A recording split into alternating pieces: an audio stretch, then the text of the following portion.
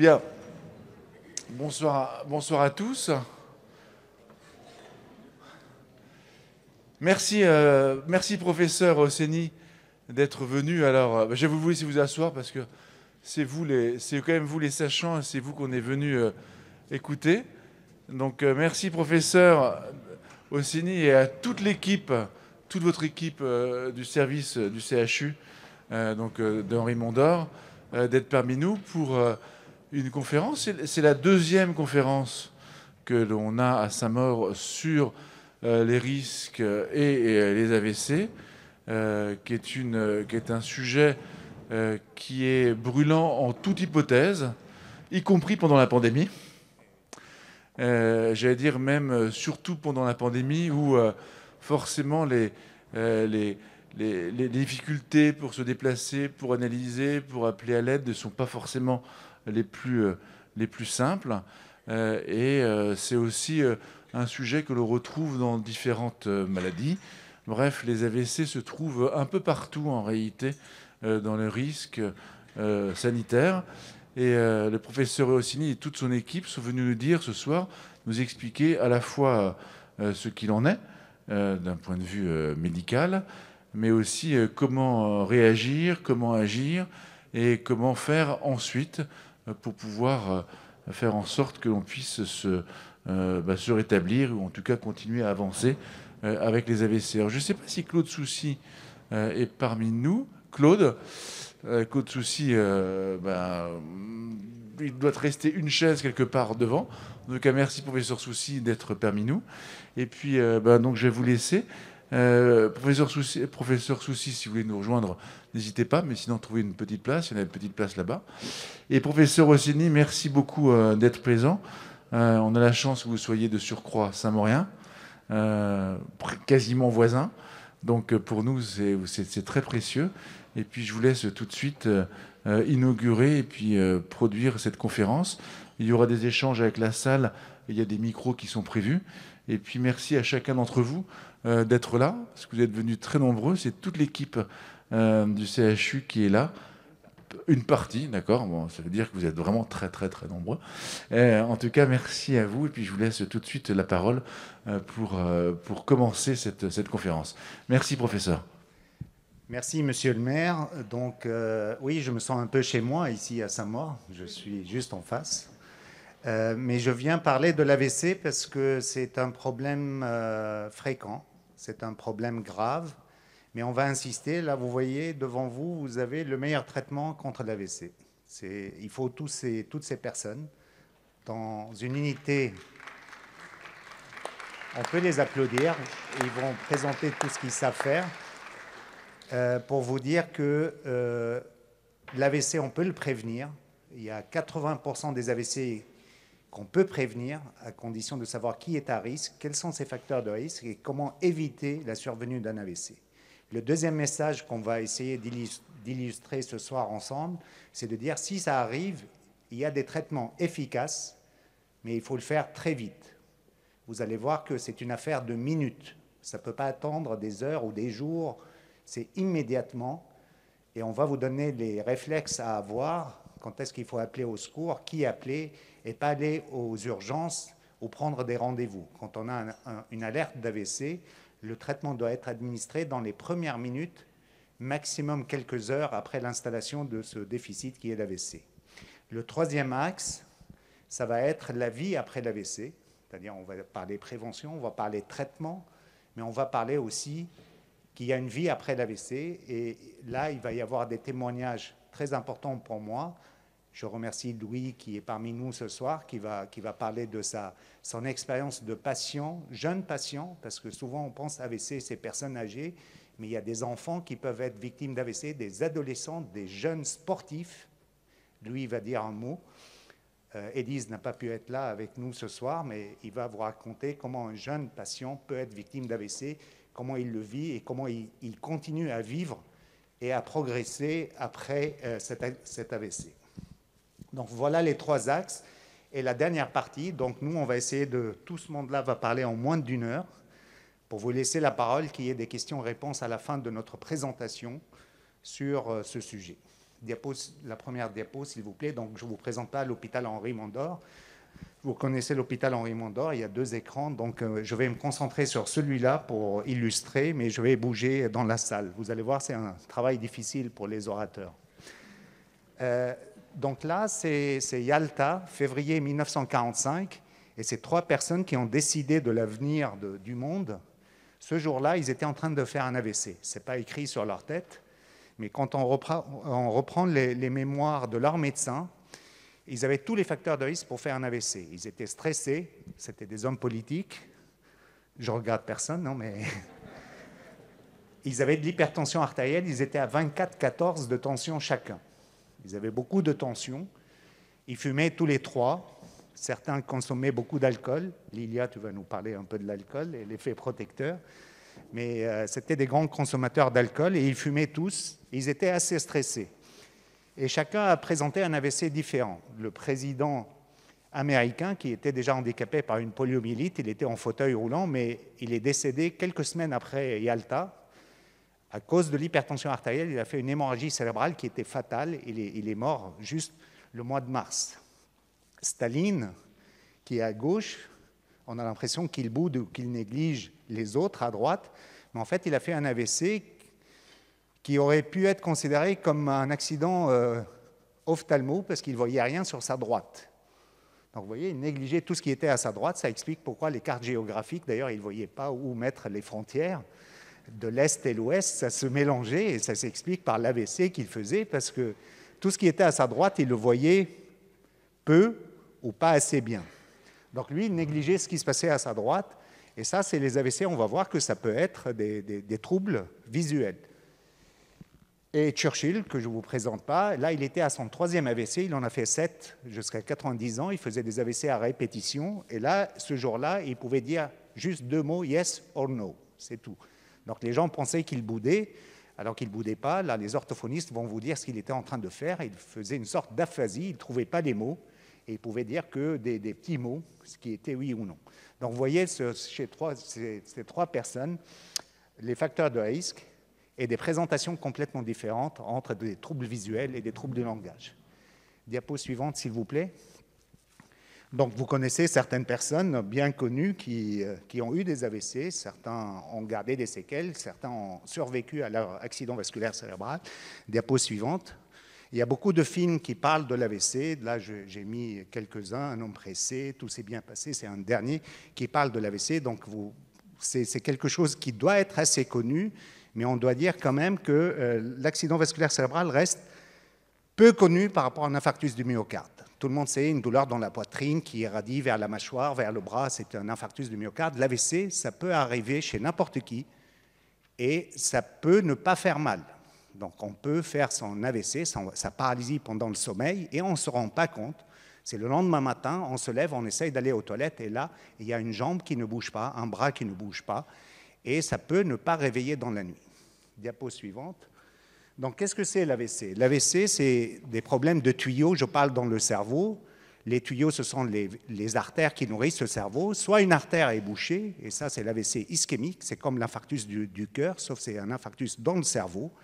C'est une artère bouchée, occluse, donc il y a des neurones qui dépendent de cette artère, qui ne sont plus nourris et qui vont se mettre off. Ou bien c'est une artère qui est soumise à des tensions artérielles très élevées qui saigne, et c'est l'AVC hémorragique. Donc il y a 2 grands types d'AVC, soit une occlusion d'une artère, soit une artère qui saigne, c'est l'AVC hémorragique. Diapo suivante.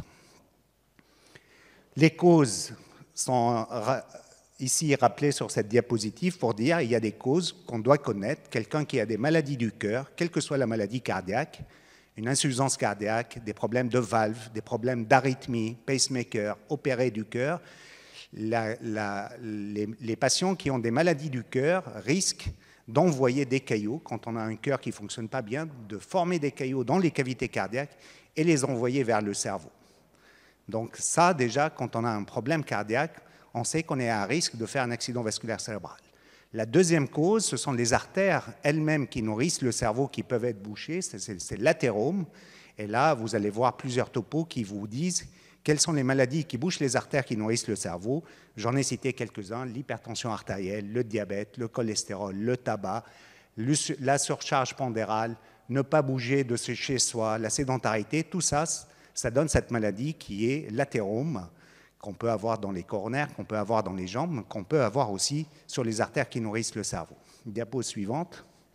Donc, selon l'endroit dans le cerveau où cette artère est malade, la présentation va être différente.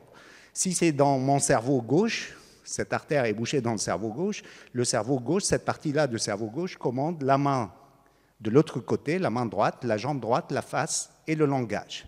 Donc, quand on a une atteinte de l'hémisphère gauche, c'est des gens qui ont tendance à ne plus pouvoir regarder à droite, ne plus bouger la main et la jambe.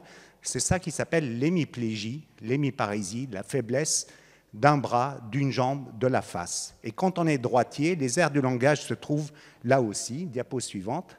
C'est ce que je vous montre ici. Chaque muscle de notre corps est représenté dans notre cortex cérébral.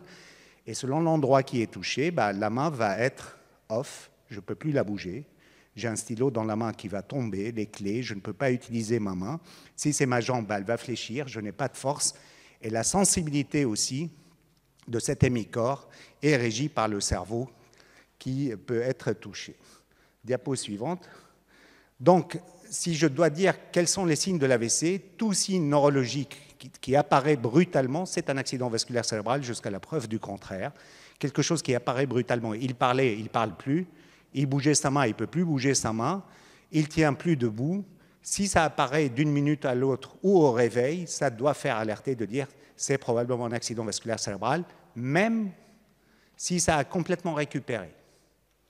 Quand ça récupère complètement, on parle d'accident transitoire, mais attention, cet accident de transitoire, ça peut être un signal d'alerte majeur de dire attention, il est à risque, il est en train de boucher l'artère, c'est un signal d'alerte. Et il y a des neurones qui ont donné des signaux d'alerte, même si ça a refonctionné, il faut considérer que c'est une alerte majeure. Diapo suivante. Donc là, je schématise, c'est autre chose que les troubles moteurs, sensitifs, la face de travers, une paralysie, ça peut être des troubles de l'équilibre, des troubles visuels, comme j'ai dit. Et puis, il y a des endroits qui sont responsables de l'équilibre, d'être debout, de marcher en ligne droite, d'avoir un grand vertige. Tout ça, ça peut être aussi d'autres signes d'un accident vasculaire cérébral qui s'installe. Jusqu'à, vous voyez, des cas assez sévères où le patient peut se retrouver par terre, perdre connaissance, faire des crises convulsives. Donc, il y a plusieurs signaux qui peuvent aller de plus simple au plus compliqué. L'apparition de un ou plusieurs de ces signes-là doit être considérée comme une urgence majeure et on va voir quels sont les réflexes à avoir. Diapo suivante. Donc ça, vous voyez des signaux d'alerte. On va vous raconter une histoire au fur et à mesure. Une face déformée, ne pas pouvoir parler, perdre la parole, perdre l'usage d'une main, d'une jambe. Ce sont les premiers signaux d'alerte d'un accident vasculaire cérébral. Diapo suivante. Et le message qu'on doit avoir, préparez-vous à Ramata, parce que j'arrive pour vous, c'est pas aller aux urgences, pas appeler son médecin généraliste ou spécialiste, pas attendre que ça passe, il faut appeler un médecin au SAMU, il faut faire le 15, et c'est le médecin du SAMU qui va poser un certain nombre de questions, de dire il est à haut risque, c'est une alerte d'accident vasculaire cérébral, et il ne faut pas qu'il aille aux urgences du coin, ou aller dans une clinique, ou faire des examens, ou aller chercher à faire un scanner ou une IRM. Il faut que je trouve une place dans une unité spécialisée qui, elle, doit faire le diagnostic en très peu de temps. Vous allez voir, c'est une affaire de minutes quand le patient arrive entre nos mains, et commencer le traitement dans les minutes qui suivent. Diapo suivante. Donc voilà, là, vous allez voir un parcours que Aramata va m'aider à vous présenter. On va vous raconter l'histoire de l'AVC, du début jusqu'à l'arrivée chez nous, les signes d'alerte. Quand il arrive à l'hôpital, que fait-on étape par étape? Merci Aramata. Merci. Bonsoir à tous. Donc moi, je suis Madame Dia Aramata. Je suis infirmière coordinatrice de la consultation post-AVC depuis tout récemment, mais auparavant, depuis de longues années, infirmière dans l'unité de soins neurovasculaires où j'ai pu accueillir les patients dans le cadre d'une alerte AVC. Diapositive suivante. Donc, une fois que vous avez composé le 15, l'alerte AVC est déclenchée, le SAMU se met tout de suite en lien avec un neurologue dans une unité de soins neurovasculaires, une unité spécialisée. Il faut savoir qu'on a un neurologue présent 7 jours sur 7, 24 heures sur 24, tout au long de l'année. Donc le neurologue prend les coordonnées et toutes les informations concernant le patient et transmet tout cela à l'infirmière. On a aussi une infirmière dédiée, autant de temps que le neurologue. Et l'infirmière, elle est porteuse d'un DECT, un téléphone portable de l'hôpital, pour être joignable facilement et rapidement. Donc, une fois que l'alerte est déclenchée, diapositive suivante, l'infirmière procède tout de suite à une préadmission informatique du patient et, en binôme avec l'aide-soignante, prépare le matériel pour pouvoir accueillir le patient. Donc, un lit pour pouvoir installer le patient et tout un dispositif, donc un sac à dos rouge dans lequel se trouve du matériel et des médicaments pour prodiguer les premiers soins. Nous avons un scope portatif pour pouvoir prendre les paramètres vitaux, c'est-à-dire la tension, la température, le rythme cardiaque, la saturation en oxygène. Nous avons aussi un obus à oxygène si besoin. Nous avons un plateau prêt à l'emploi, un plateau pour pouvoir poser une voie veineuse et faire une prise de sang rapidement. Nous avons aussi un dossier pour pouvoir retranscrire les observations du médecin ainsi que pouvoir prescrire en temps réel, et un petit appareil qui va nous permettre de pouvoir injecter le traitement urgent à la demande du médecin. Diapositive suivante. Donc, pour ne pas perdre de temps, comme chaque minute compte, l'équipe d'alerte, c'est-à-dire le neurologue, l'infirmière et l'aide-soignante, retrouve le patient directement à l'IRM. Et du coup, je vais passer la parole au neuroradiologue. Merci. Alors, je m'appelle Safia, je suis manipulatrice radio. Et donc, on va vous parler de la prise en charge de l'AVC avec mes collègues Gaëtan Franklin, qui sont manipulateurs également, et le docteur Kalsoum. Donc, notre équipe est composée d'aides-soignants, de brancardiers, de manipulateurs et de neuroradiologues interventionnels également. Vous pouvez passer la diapo. Voilà. Et donc, notre rôle en tant que manipulateur va être de réaliser des examens d'imagerie. Donc, tout commence en général par un appel qu'on reçoit alors qu'on est en train de travailler à l'IRM. Et cet appel, ça va être une véritable alerte. Vous pouvez passer la diapo. Voilà, donc en général, on va recueillir des informations qui sont l'identité du patient, sa clinique, quel déficit il a présenté et à quelle heure. On va aussi essayer de savoir où il se trouve au moment où on est contacté, tout ça pour pouvoir anticiper notre planning, parce qu'il faut savoir qu'on a des patients qui sont prévus sur la journée, parmi lesquels ce patient va être intercalé. Étant donné que c'est une prise en charge en urgence, voilà, sa venue va être gérée prioritairement. Et donc ici, sur la diapositive, vous pouvez voir donc, les pompiers qui nous ont apporté un patient, et l'équipe de neurologie qui va fusionner avec l'équipe de neuroradio à ce moment-là, pour prendre en charge le patient qui vient d'arriver. Et donc, toutes ces informations, on va les transmettre à l'ensemble de l'équipe pour optimiser la prise en charge. On va essayer d'optimiser au maximum et tout le matériel qui va pouvoir être préparé à l'avance le sera. Vous pouvez passer la diapositive. Voilà, donc la prise en charge, elle est pluridisciplinaire. Les infirmières de neurologie, le neurologue vont nous rejoindre avant même que le patient ne soit arrivé. Et une fois qu'il est sur place, voilà, on va lui prendre ses constantes, on va réaliser un bilan sanguin et il va être évalué par le neurologue.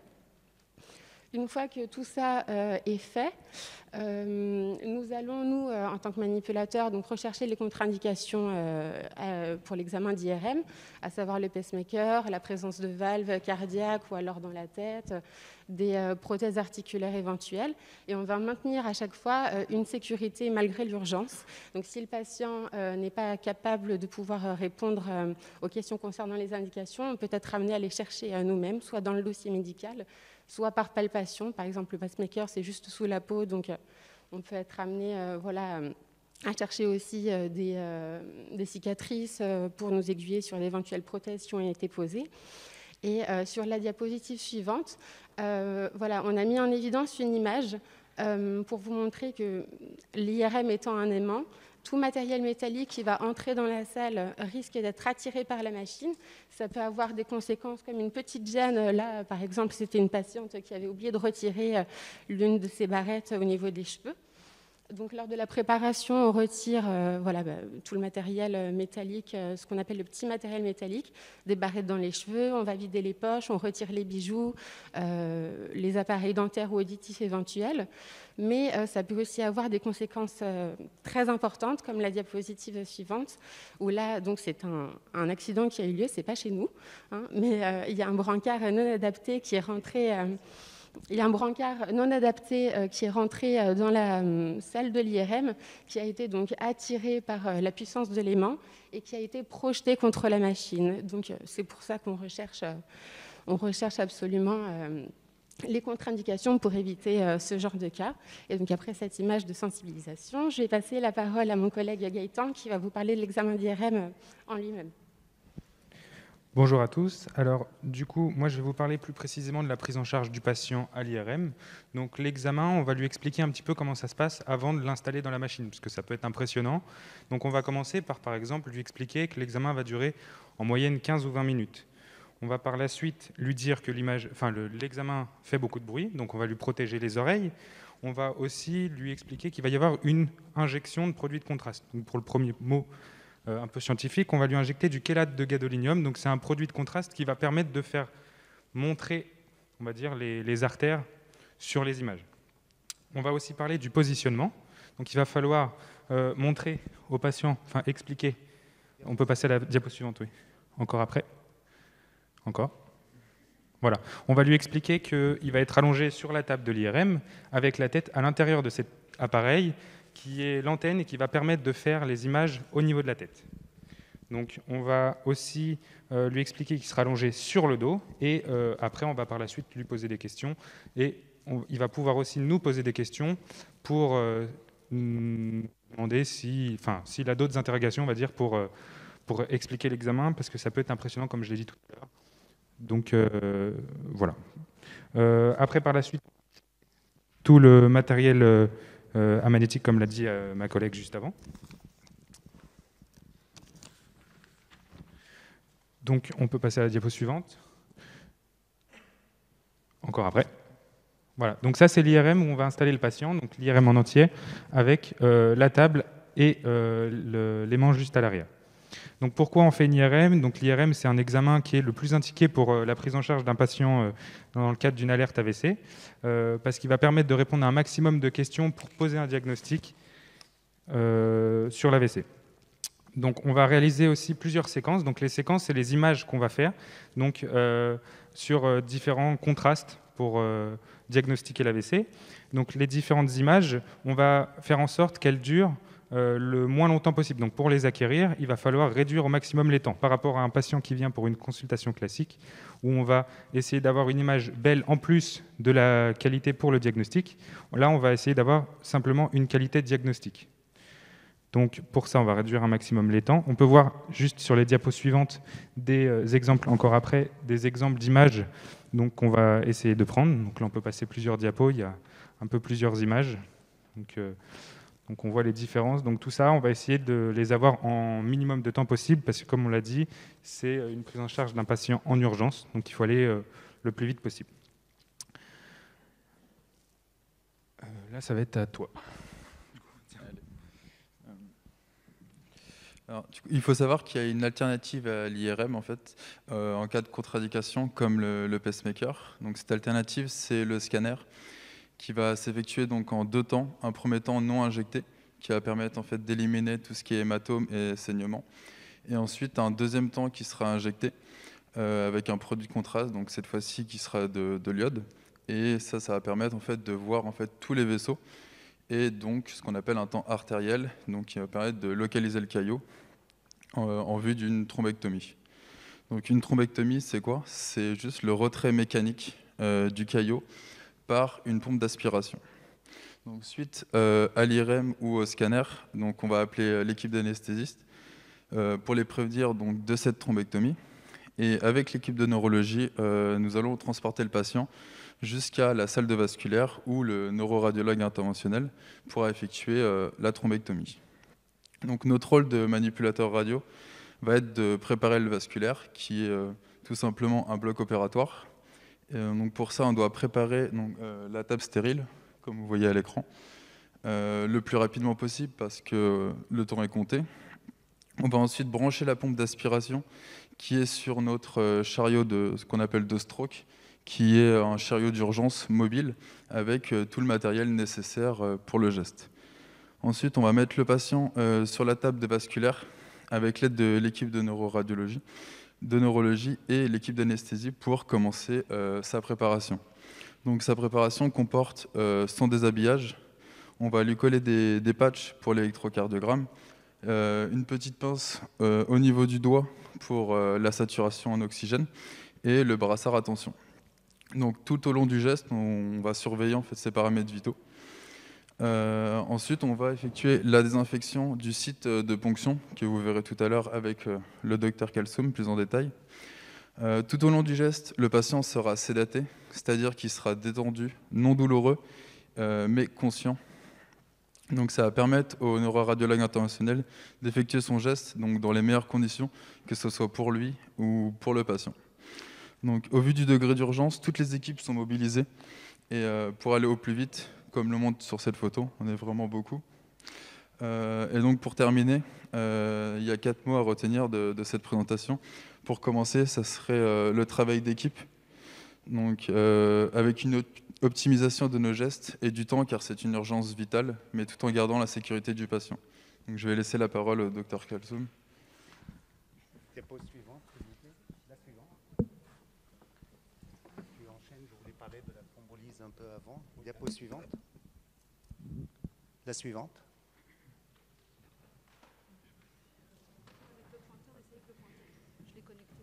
Ah, vous l'avez connecté. Non, ça marche pas. Avancez, sinon avancez. Ça marche pas celui-là. Bien, je vais reprendre la main. Donc, vous voyez, c'est un travail d'équipe, c'est un travail d'urgence. Chaque minute compte. Il y a eu transmission entre les infirmières, les neurologues et les neuroradiologues. Et là, la question, dès qu'on a une artère qui est considérée comme occluse, on va commencer un traitement. Ce traitement qui va être un médicament, je l'appelle le Destop. Il y a un bouchon dans une artère et on va commencer à faire une thrombolyse intraveineuse. Cette thrombolyse intraveineuse, on va l'injecter et dès qu'on voit qu'il y a une artère qui est bouchée, le premier traitement, ça va être le médicament injectable pour essayer de dissoudre ce caillot. L'idée, c'est que devant cette artère bouchée, il y a des neurones qui sont off. Si ce sont les neurones de la main est paralysée, la jambe est paralysée, il ne peut pas parler et il faut qu'on recanalise cette artère, qu'on la débouche. Pour la déboucher, il y a 2 moyens pour la déboucher. La chimie, on ne peut pas avancer les diapositives. Diapo suivante, voilà. Donc là, il y a une artère, comme vous voyez, qui est occluse. Je vais vous la montrer ici. Donc là, c'est une dame qui a 32 ans, qui a une hémiplégie gauche, et on voit qu'il y a une artère qui est occluse ici. Dès qu'on voit cette image-là, on sait que par minute, il y a 10 millions de neurones qui sont en train de mourir. Donc on ne peut pas attendre des heures et des heures. Dès qu'on voit que c'est une artère bouchée, et si c'est une grosse artère, on commence la thrombolyse immédiatement, c'est le produit, comme je vous dis, Destop, pour essayer de dissoudre ce caillot de sang. Et immédiatement, on informe nos collègues neuroradiologues interventionnels de dire on a une grosse artère qui est occluse. On commence ce traitement chimique qui dure 1 heure pour le perfuser et on prépare le salle de cathéter comme les manips vous ont montré, les manips radio. Donc là, vous voyez cette dame-là, aussi parmi les drames de l'accident vasculaire cérébral, elle est jeune, elle est paralysée de tout le côté gauche et elle ne comprenait pas pourquoi elle ne tenait pas debout. Ce n'est pas écrit AVC sur la tête des gens qui font un AVC. Quand on a une hémiplégie droite, on perd la parole. Nos orthophonistes, nos kinés, la psychomotricienne vont vous parler de ça. On perd la parole, donc on peut ne pas pouvoir communiquer. Et quand on a une hémiplégie gauche, on n'est plus conscient de la paralysie qu'on est en train de faire. Si on est tout seul, on ne comprend pas pourquoi ma main ne répond pas, la jambe ne répond pas. Et ça, cette dame-là, je me souviens d'elle, elle ne comprenait pas pourquoi, tout le monde s'agitait autour d'elle, on lui faisait des radios, des scanners, des injections, alors qu'elle voulait rentrer chez elle, elle n'était pas consciente de son trouble, alors qu'elle savait ce que c'était un AVC. mais elle ne comprenait pas pourquoi ça ne marchait pas. Diapo suivante, s'il vous plaît. Donc vous voyez tout ce qui est en blanc, là, indiqué par la flèche, ce sont des neurones qui sont menacés de mort si on n'intervient pas tout de suite par les médicaments et par l'opération de recanalisation de l'artère. Diapo suivante. Et là, vous voyez la même patiente, le lendemain, elle a complètement récupéré de la paralysie parce qu'on a pu recanaliser l'artère par les produits chimiques et on lui a évité l'installation de cet accident vasculaire cérébral avec des séquelles importantes. Diapo suivante. Donc le traitement, c'est ça, c'est cette thrombolyse intraveineuse, c'est à la seringue électrique. Aramata va vous dire un peu la suite. Diapo suivante. Vous voyez, c'est un traitement qui est efficace dans un tiers des cas et c'est très temps dépendant. C'est-à-dire si on le fait dans les premières heures, on arrive à recanaliser le maximum d'artères. Plus on attend, moins ce traitement est efficace et plus il est à risque de faire une transformation hémorragique. Si on l'administre au-delà de 4h30 de l'installation de la paralysie, on peut peut-être recanaliser l'artère, mais malheureusement, ce bénéfice, il est enlevé par un risque de faire saigner l'endroit qui était bouché. C'est-à-dire on recanalise l'artère, mais on fait saigner. Diapo suivante. Et parfois, ce traitement n'est pas efficace. Et dans ces cas-là, quand ce n'est pas assez, quand il y a une grosse artère, on va combiner le traitement chimique, le médicament, par un geste mécanique d'aller chercher le caillot de sang in situ. Là, je passe la parole à Erwa qui va prendre la suite. Merci. Merci pour votre invitation, merci pour votre présence et merci à ma petite famille de neuroradiologie d'être là. Alors, moi, je suis un plombier. Je bouche, je débouche. On est devant un patient qui est menacé actuellement par l'occlusion d'une artère dite de gros calibre. Ça a été confirmé, un troisième, on va dire, virage révolutionnaire en fin 2015 ou en 2015 qui a démontré que la combinaison entre le desktop et l'intervention mécanique permet une excellente récupération pour les patients. Alors, je vais compter sur vous. Très bien. Le patient, alors on est informé, et quand je reprends les paroles de ma collègue, ce sont peut-être deux équipes, mais au moment de l'accident, au moment de l'AVC, il y a une fusion entre les équipes, on devient une seule équipe. On est tous alertés. Une fois qu'il y a un patient, on dit alerte stroke, on est tous en stand-by, que ce soit le côté diagnostic, le côté interventionnel, tous les éléments du service de neuroradiologie et de neurologie sont en stand-by. Il y a des critères et 2 fois sur 10, on est sollicité pour aller faire ce geste mécanique. Le patient est transféré dans un bloc où on va travailler dans des conditions de stérilité strictes. Voilà le bloc. Notre cible est une artère bouchée. On ne peut pas passer à travers l'os. Du coup, il nous faut un abord artériel, comme dans la cardiologie, par exemple. Et du coup, on va faire une ponction, très souvent de l'artère du pli de l'aine, l'artère fémorale. Et on a après d'autres possibilités. L'idée, c'est de mettre un petit introducteur qui va nous permettre de monter nos petites nouilles catées qui vont nous permettre maintenant de récupérer le caillot. Du coup, voilà plusieurs exemples d'abord artériels pour aller atteindre notre cible qui est dans le cerveau. Suivant. Voilà. Je prends un exemple concret d'un patient de 63 ans qui, de manière brutale, on est à 3 heures, d'un déficit, il ne peut plus parler et il a une paralysie faciale, une asymétrie au niveau de la face. L'IRM qui a été réalisé dès les premières séquences avec cet examen clinique, on savait que c'est un candidat pour réaliser l'intervention. L'IRM a permis de générer des cartes et chaque carte va nous donner des informations. Ça veut dire tout ce qui est blanc, ici, c'est la zone qui est nécrosée. Et quand ce n'est pas blanc sur cette séquence, ça veut dire qu'il y a beaucoup de zones du cerveau à sauver. On voit le petit caillot et sur cette imagerie, on voit l'amputation de l'arbre artériel et c'est notre cible thérapeutique. Voilà un exemple, si vous pouvez... voilà, alors qu'est-ce qui se passe? On va piquer l'artère fémorale, on va remonter avec un tuyau, on va se mettre en contact avec le caillot. Voilà le caillot du patient. On va mettre en contact un cathé d'aspiration qu'on va brancher avec notre pompe. Et si vous pouvez fonctionner la vidéo, elle marche? Non, elle ne marche pas. En fait, ce cathé va nous permettre d'aspirer le caillot. C'est une des techniques, ou l'autre technique maintenant, on va franchir le caillot, on va ouvrir un stent, sorte de lasso qui va piéger le caillot. Ok, voilà une artère bouchée. On y va. Voilà un stent qui est ouvert dans le caillot. Ok, puis après, on va retirer l'ensemble. Et voilà l'artère qui est débouchée.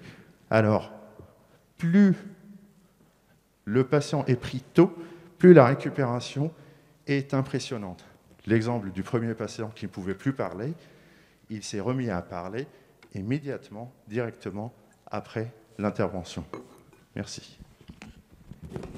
Alors, on repasse la parole à Madame Dia. Après ce geste, le patient il passe dans l'unité neurovasculaire qu'on appelle le Stroke Center. Et que fait-on dans le stroke? Oui, merci. Alors, une fois l'intervention terminée,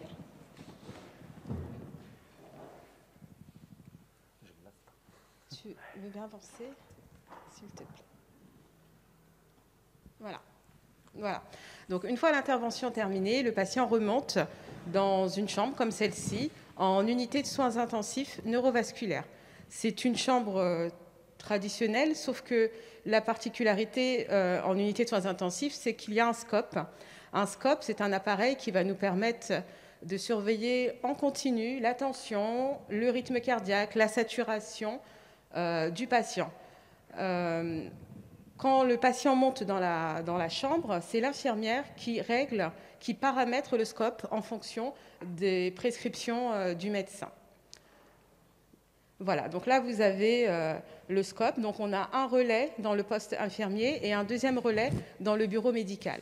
Ce qui veut dire qu'en continu, en permanence, aussi bien l'équipe médicale que paramédicale, on a tous un regard en permanence sur les constantes du patient. Donc, le patient, dans les premières 48 heures, va rester à plat.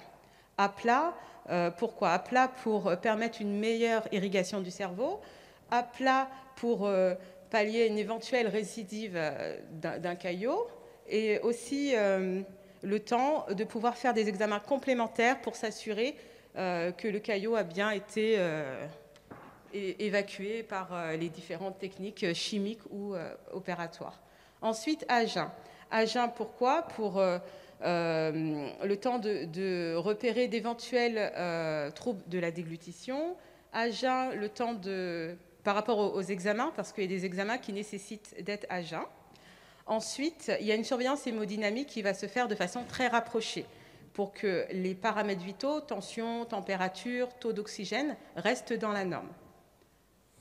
Diapositive suivante. Donc l'infirmière en binôme avec l'aide-soignante va surveiller le patient à l'aide de scores neurologiques, score de Nice, score de Glasgow.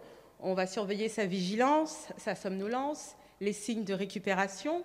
On va aussi surveiller son état général, s'il n'y a pas d'effet indésirable dû à l'intervention ou au produit qu'il a reçu. Et en même temps, très vite, on va préparer et coordonner les différents examens complémentaires du patient. Merci. Donc, ce qu'il faut savoir, c'est dans une unité de neurovasculaire comme la nôtre, nous avons un staff quotidien, pluridisciplinaire, avec une grande équipe pluridisciplinaire, composée de neurologues, internes, infirmières, aides-soignantes, psychomotriciennes, kinésithérapeutes, orthophonistes, neuropsychologues, assistantes sociales, etc., pour coordonner et veiller à une prise en charge spécifique du patient. Voilà pour moi. Oui. Suivante pièce, s'il te plaît. Merci. Bonsoir tout le monde. Bon, alors, quand vous êtes arrivé ici, vous comprenez bien que ça va mieux. Hein, tout ce qu'on vous a raconté, là, c'était un peu chaud quand même. Donc, nous, on va intervenir aussi dans la phase aiguë auprès des patients avec toute une équipe. Donc, vous avez le nom en dessous qui est composé d'orthophonistes, de diététiciennes, de kinésithérapeutes que vous allez rencontrer par la suite. On a déjà insisté pas mal sur le fait que c'est un travail d'équipe, que ce soit avec les radiologues, avec les neurologues, avec les infirmières et les aides-soignantes. Et ce travail d'équipe va se poursuivre sur l'unité d'aigu avec tous les rééducateurs et puis les neurosciences, pour faire le point tous les matins sur l'état des patients, soit ceux qui viennent juste d'arriver, que l'on va découvrir, que l'on va essayer de comprendre, et puis ceux qui sont déjà chez nous depuis quelque temps, et où on va pouvoir noter quelle est l'évolution des patients. Suivant, Pierre. Alors, cette phase aiguë, elle a vraiment pour objectif essentiel d'évaluer les capacités du patient. Voilà, moi, j'appelle ça faire l'état des lieux corporels. Qu'est-ce que le patient peut encore faire et là où le patient est en difficulté. Ceci afin de vraiment guider la récupération du patient avec les rééducateurs qui vont intervenir. Et surtout, l'objectif va être que le patient puisse retrouver de l'autonomie assez vite, parce que c'est quand même quelque chose de dramatique pour tous les patients qui arrivent de se retrouver dépendants, comme Aramata vous l'a dit, couchés, pas bouger, voilà. C'est une question de sécurité, mais c'est très difficile à vivre pour les patients. Et puis, notre rôle aussi consiste à prévenir tout ce qui va être complications, et notamment ça va se faire par une installation des patients, une installation vraiment efficace. Suivante. Alors qui fait quoi? Très rapidement, les orthophonistes, Ariane et Cécilia, vont venir pour faire des évaluations, elles vont vous en parler après. Il va y avoir aussi une évaluation avec la diététicienne, Cassandre, parce qu'à un moment donné, quand même, les patients vont manger, c'est quand même important. Et donc, les diététiciens vont venir pour voir ce qu'il est correct de leur proposer. Les kinésithérapeutes, avec ma charmante voisine qui est là, Mélanie, donc nous avons 2 kinés dans le service, Alex et Mélanie. C'est Mélanie, ce soir, on présentera son travail. De façon très, très précoce, l'évaluation avec les kinésithérapeutes. Et puis, nous avons aussi 2 ergothérapeutes, suivantes. 2 ergothérapeutes qui vont intervenir. Alors, beaucoup pour l'installation des patients. Et puis, dans le service, les ergothérapeutes s'occupent beaucoup du membre supérieur. Voilà. Contrairement à d'autres centres où elles travaillent, dans le service, c'est vraiment retrouver de la mobilité pour le membre supérieur, toujours dans la question de l'autonomie, que le patient puisse vraiment s'organiser seul. Et ce travail se met vraiment dans des conditions réelles des gestes du quotidien. Une autre de leurs fonctions, c'est d'adapter les outils, ce qu'on appelle les outils, aux capacités du patient, c'est-à-dire ce qui est la sonnette, ça paraît bête, mais quand le patient a une difficulté pour appuyer, donc pour appeler l'aide-soignante ou l'infirmière, eh bien, il y a des moyens d'adapter cet outil, ou bien les couverts, pour que le patient, encore une fois, à visée d'autonomie, puisse utiliser la fourchette et la cuillère. Suivante. Donc là, vous allez voir des photos où il va y avoir une intervention. Donc moi, je suis la psychomotricienne, je ne me suis pas présentée. Sur la première photo, vous voyez que la patiente a été installée et c'est très bien que les patients bougent, mais là, la patiente se retrouve dans une situation où elle nous montre de façon corporelle, elle nous parle avec son corps pour nous dire qu'elle ne va pas bien. On a vraiment des signes qui nous disent qu'elle est en souffrance et qu'elle a des douleurs. Alors, ce qui est important avec les patients post-AVC, c'est de pouvoir parler du corps. Et mieux le corps est installé, et plus le patient sera serein, et plus il pourra examiner lui-même son corps. Donc, on voit sur la deuxième photo, avec une installation qui est quand même plus adéquate pour la patiente, on voit que là, le corps est posé et à partir de ce moment-là, on peut vraiment faire tout un travail avec la patiente de mouvements accompagnés, de langage du corps, voilà.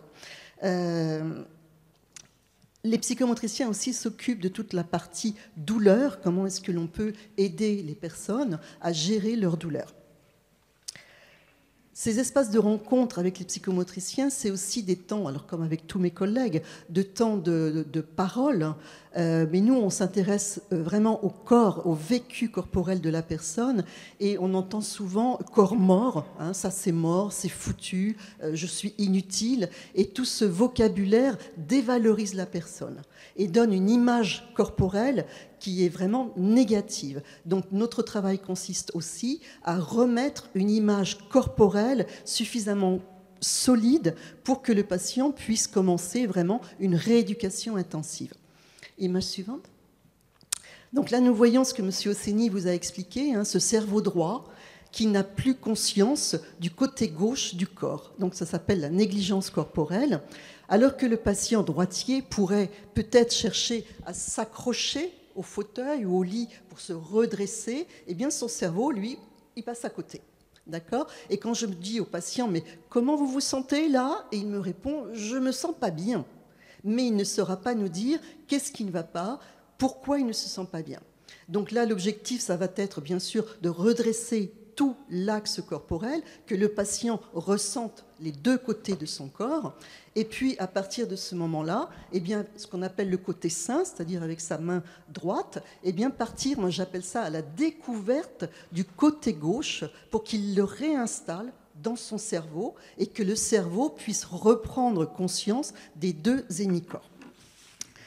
Voilà, ça s'appelle la reconstruction du schéma corporel. Je vous aurais tout dit, je passe la parole à Mélanie. Merci.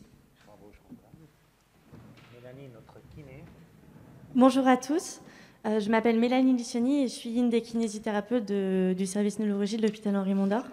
Et moi, je vais vous présenter le rôle du kiné dans la prise en charge des patients qui ont eu un AVC. Donc, lorsque le patient il est prescrit en kinésithérapeute, notre première intervention auprès de lui, c'est de réaliser un bilan de son état général pour prendre connaissance en fait, de ses capacités fonctionnelles actuelles suite à son AVC. Cela va permettre de détecter les déficiences et ensuite de réaliser la meilleure prise en charge possible pour la rééducation. Donc, notre bilan il va s'effectuer en premier par une anamnèse. Donc, le but est de prendre connaissance et connaître en fait, les capacités du patient à répondre aux questions. Et ça va avoir un impact sur la suite pour la réalisation du bilan. Ensuite, on va faire un bilan sensitif. Sur le bilan sensitif, on va regarder comment le patient ressent le toucher, le piqué, le chaud, le froid. Donc, on aura des patients, ils auront une anesthésie totale de l'hémicorps atteint. D'autres n'auront pas de séquelles, ou encore d'autres auront une sensibilité plutôt réduite. Et là, on parlera plutôt d'hypoesthésie. On aura ensuite à regarder le bilan moteur. Sur le bilan moteur, on va regarder la force du patient. Donc, du coup, sur la force du patient, on cherche à savoir si le patient il arrive à faire des mouvements. Donc, lorsqu'on ne décèle pas de mouvement, on parle de plégie totale. Et lorsqu'on aura une force plutôt réduite, ce sera plutôt une hémiparésie. D'ailleurs, j'ai oublié, dans le bilan sensitif, on regarde aussi comment le patient arrive à déceler les mouvements de ses membres par rapport au reste de son corps. Donc ça, c'est la proprioception. C'est un autre détail du bilan sensitif. Et dans l'autre bilan, on aura le bilan ventilatoire. Donc là, on va plus s'intéresser pour des patients qui sont plus à risque. On va regarder au niveau pulmonaire si le patient peut se désencombrer seul ou avec une aide, s'il a besoin d'une aide en oxygène, si la mécanique ventilatoire elle est modifiée, s'il a des détresses respiratoires, s'il arrive à tousser. Bon, voilà. Donc on va regarder ce genre de choses. Donc ça, c'est plus pour des patients beaucoup plus à risque. Ensuite, on aura le bilan fonctionnel. Donc dans le bilan fonctionnel, on a 3 items. Les transferts. Pour le patient, du coup, on veut savoir s'il arrive à le faire seul ou avec une aide. Donc, on aura allongé, assis, assis debout, et aussi les retournements dans le lit. On aura également l'équilibre, qui est assis puis debout. Donc, on va regarder s'il réagit bien aux déstabilisations qui sont propres à lui-même ou extérieures à lui. Et on aura la marche, qui est très connue chez le kinésithérapeute. Dans le bilan fonctionnel, on aura une dernière partie qui est en lien avec les ergothérapeutes. Là, on aura la coordination des mouvements. Donc ici, je vous ai mis l'ataxie, c'est un test qu'on fait sur le membre inférieur. On aura également l'appréhension. Donc l'appréhension, c'est la capacité d'attraper les objets. Donc on a l'appréhension globale, donc c'est attraper des objets de gros calibre comme attraper un verre d'eau. Ou alors l'appréhension fine, donc ça va être des objets de plus petit calibre comme attraper une aiguille pour faire la couture. Et le dernier point qu'on regarde, ça va être la capacité du patient à effectuer les autonomies de la vie quotidienne. Donc ce qu'on fait tous les jours, les gestes comme s'habiller, prendre un repas, se doucher et autres. Et donc tous ces items dans le bilan vont permettre de bien prendre en charge pour la rééducation, mais aussi voir son installation, sa sécurité, s'il faut du coup mettre une aide pour qu'il puisse déambuler, comme par exemple une canne, un déambulateur. Donc voilà, donc on adapte tout pour le patient à la suite du bilan. Et j'ai un dernier point à évoquer. Le premier levé, donc, qui ne se fait pas toujours par le kinésithérapeute. C'est un rôle partagé entre infirmiers, infirmières, psychomotriciennes et nous, du coup. Nous, ce qu'on fait, on va attendre le feu vert du neurologue pour pouvoir faire le premier levé, mais aussi selon la vigilance du patient. Ce qu'on fait en premier, c'est regarder les constantes du patient, surtout la tension. Donc, la suite, ça va être de le redresser, allongé, assis, debout, puis après son premier levé, on reprend tout le temps la tension. Et à la suite de ça, on fait les transmissions à l'équipe soignante. On leur explique du coup les conduites à tenir pour la sécurité du patient. On va parler des risques qu'on a encourus lors du premier levé, s'il y a une hypo, une hypertension ou d'autres choses. Et on va également parler de la fatigabilité du patient, parce qu'au début, les patients sont très fatigués lorsqu'ils arrivent en aigu chez nous. Et je vais passer la main aux orthophonistes.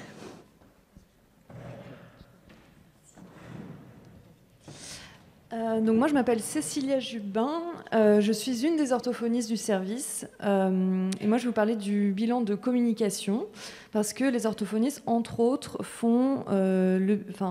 bilantent et rééduquent les patients pour tout ce qui concerne le langage, la parole et la communication. Parce qu'après un AVC, il est possible d'avoir une aphasie. Une aphasie, c'est quoi ? C'est un trouble du langage dû à un AVC. Ça peut être donc un mutisme, donc une incapacité totale à parler. Ça peut être une dysarthrie, donc un trouble de l'articulation. Ça peut être un manque du mot. Ça peut être des difficultés de syntaxe. Donc nous, on va faire notre bilan et on va le faire grâce à des tests étalonnés. On va aussi observer tous les mouvements de la face. On va vérifier que les mouvements, la motricité, la mobilité est bien préservée pour bien articuler. Donc on fait faire des grimaces aux patients. On va aussi observer par ces grimaces s'il n'y a pas une paralysie faciale, parce que ça, on le prend en compte aussi pour l'articulation.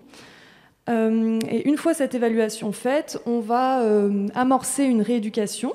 Donc pour le patient mutique, donc on va parler de démutisation, donc restaurer petit à petit la communication et la parole. Pour le patient dysarthrique, on va travailler sur donc, l'articulation en travaillant la motricité, les mouvements. Donc, on peut aussi travailler le langage dans sa globalité. Si la communication elle est trop entravée par ces troubles du langage, on va faire appel à des méthodes alternatives de communication. Donc, par exemple, des planches de communication, une ardoise, une tablette, selon ce qu'on a à disposition. Évidemment, tout le travail que nous, on commence dans le service, si besoin, il continue dans un SSR ou en ville. Voilà. Je passe la parole à ma collègue orthophoniste aussi, Ariane Delpech. Merci. Bonsoir. Alors moi, je vais vous parler de troubles de déglutition. Vas-y, je veux bien que tu passes la diapo. Encore. Donc, je ne sais pas si vous voyez du coup bien la petite vidéo. C'est une petite animation. Donc, on commence par voir une déglutition qui est fonctionnelle. Donc, vous voyez que ça, c'est la grosse, c'est le nez. Je veux bien que tu passes la suivante. Ici, on a la langue.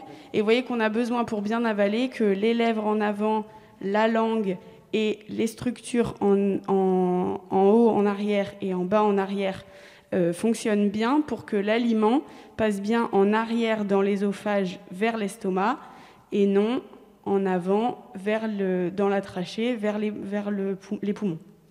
Je veux bien que tu passes encore. Voilà. Donc, si une petite goutte de liquide ou de solide passe dans la trachée, c'est ce qu'on appelle une fausse route. Ça fait des dysphagies, c'est des difficultés à avaler. Donc, dans ces cas, on intervient pour évaluer le patient. Donc, nous commençons notre bilan par une anamnèse. C'est un recueil d'informations pour rencontrer le patient, évaluer sa voix, l'efficacité de sa voix, voir avec lui comment il est installé, est-ce qu'il est vigilant, est-ce qu'il a envie de manger, est-ce qu'il a envie de procéder à l'examen clinique, s'il te plaît. Donc, on procède ensuite à l'examen clinique. Donc, on évalue toute la motricité des mécanismes dont nous avons besoin, donc les joues, la langue, les lèvres. Tu peux passer encore. On évalue le mécanisme de protection des voies aériennes, qui est la toux. Donc on essaie de faire tousser le patient volontairement pour voir si la toux est efficace et s'il va pouvoir se dégager et protéger ses voies respiratoires lors de l'essai clinique. Merci. Et ensuite, on procède à l'examen clinique. Donc on commence par de l'eau gélifiée. L'eau gélifiée, elle a la bonne idée d'être à la fois fraîche, parce qu'on la garde au frigo, donc ça donne des bonnes infos.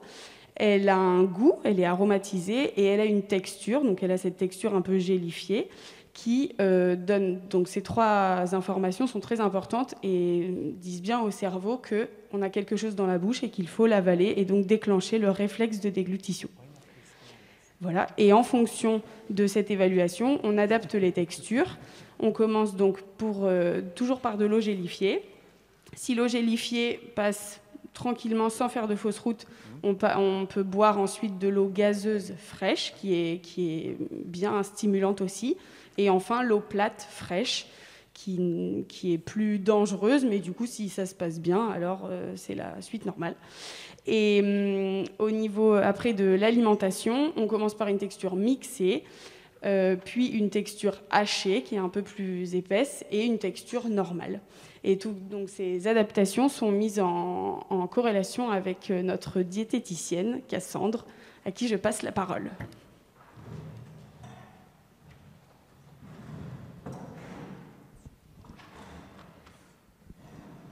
Donc, bonjour, moi je suis Cassandre Thévenon, diététicienne nutritionniste.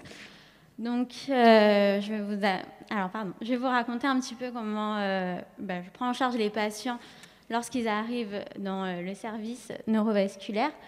Donc, comme vous a dit ma collègue orthophoniste, lorsqu'un patient il a des troubles de déglutition, je vais adapter la texture en fonction des recommandations de l'orthophoniste. Donc la texture, que ce soit solide, donc les aliments, ou aussi liquide, en fonction des préconisations. Il faut savoir aussi qu'en phase aiguë, donc par les patients, après un AVC, peuvent souvent souffrir de dénutrition. Donc finalement, qu'est-ce que la dénutrition ? C'est un déséquilibre entre les apports en protéines et en énergie, donc en calories, et leurs besoins de l'organisme. Diapo suivante, s'il vous plaît. Les conséquences de la dénutrition, elles sont nombreuses. On peut avoir un prolongement du durée d'hospitalisation. On va avoir une perte de la masse musculaire, une diminution de la cicatrisation, une diminution aussi de l'immunité, donc une augmentation du risque d'infection, et une augmentation du risque de morbimortalité. Du coup, le rôle, ça va être de la prendre en charge le plus précocement pour éviter toutes les apparitions des complications de la dénutrition. Donc, comment on va faire ? Déjà, on va suivre le poids. Donc, notre patient doit être pesé à l'entrée et toutes les semaines pour pouvoir voir si le poids se stabilise, s'il augmente, s'il diminue. On va aussi suivre le bilan nutritionnel, donc au niveau d'une prise de sang, albumine, préalbumine, et aussi en quantifiant les apports alimentaires, voir si c'est suffisant ou s'il va falloir réadapter l'alimentation pour pouvoir aider à couvrir les besoins. Donc là, on a les mises en place, donc la pesée, mais aussi l'alimentation enrichie. Donc là, c'est par exemple, si vous avez une purée, on va ajouter par exemple de l'œuf.